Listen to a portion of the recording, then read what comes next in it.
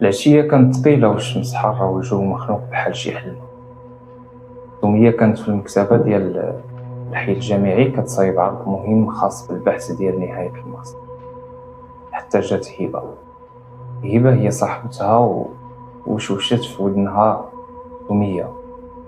راه الطالبات كيهضروا بزاف على الطابق السفلي اللي في البافيون. كاين شي حاجة ما مفهوماش كتوقع، كاين اللي سمع الغوات وكاين اللي شاف شخص غريب من عالم آخر بحال شي شبح. عينين سمية لمعت بالفضول والخوف في نفس الوقت. قررت تمشي وهي حاسة أن رجليها ما بقاوش يقدروا يهزوها، حيت هي ساكنة في نفس البافيون دي. وصلت ودخلت من الباب ولقات الطالبات مجموعات ومرعوبات، ولكن حتى وحدة فيهم ما زعمت تدخل. حتى دخلت سمية بلا ما تحس وبلا ما تعرف علاش.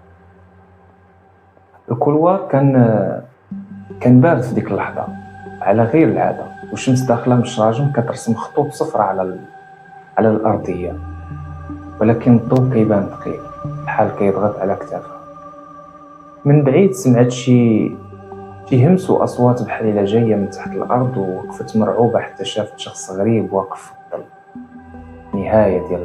نهاية ديال الكولوار، عينيه كيلمعوا بحال واحد من الدار كحلة. ابتسم وقال بصوت منخفض بحال إلا كيعرفها مزيان: سمية، وأخيرا جيتي. العرض ديالك والبحث ديالك كلشي هنا، ولكن خاصك تجي معايا باش تلقاه.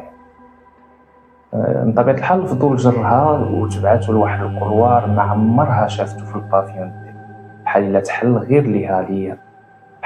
غير ليها بوحدها. كولوار سري حيوط فيه كانت رطبة بحال إلا كتنفس. وصلوا لقاعة قديمة، الباب ديالها مايل وعامر خدوش، بحال إلا شي حد حاول يهرب من الداخل ديال القاعة. دخلات سمية والظلام غلف القاعة، ولكن شعاع خفيف كان مسلط على خزنة ديال الحديد كانت في الوسط. الشخص قرب منها وقال: فتحيه يا سمية وشوفي الحقيقة اللي خصك تعرفيها.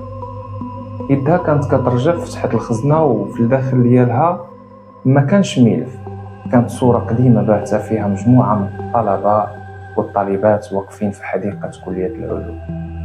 سمية شدتها شهقة. في وسط الصورة كانت هي بنفس الملامح، ولكن الصورة كانت مؤرخة قبل 25 سنة.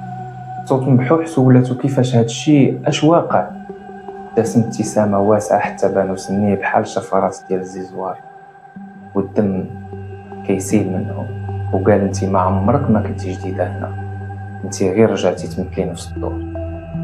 وفجأة الأرض تحت رجليها بدات كتهتز، والحيوط سال منها سائل كحل، والباب تسد، والمنظر كان غريب جدا. وداك الشعاع بدا يتحول لونه الأحمر الدموي. أخير حاجة شافتها قبل ما يختفي الضوء كانت وجوه الطلبة في الصورة كيتحركوا كيتلاشاو شوية بشوية، وكلهم كيحاولوا يخرجوا يديهم من الصورة بحال إلا كيطلبوا النجدة منها. ومن داك النهار الناس في الحي الجامعي وفي الجامعة كاملة كيهضروا على بنت سميتها سمية. ما عرفوش منين جات ولا فين مشات، ولكن كيحلفوا أنهم كيشوفوها كل عشية واقفة في الكولوار ديال الطبقة السفلية ديال البافيون دي، كتسنى شخص آخر باش يجي يكمل الدورة ويمثل دور القديم. وكيف العادة إلا بغيتو الجزء الثاني من القصة كتبوها في التعليق، وإلا لقيت تفاعل كبير غنزيد الجزء الثاني لأكثر إثارة وتشويق. وطبعا أيضا القصة من محض الخيال، وأي تجارب في الأسماء فهو مجرد صدفة لاقية. خليتكم معنا.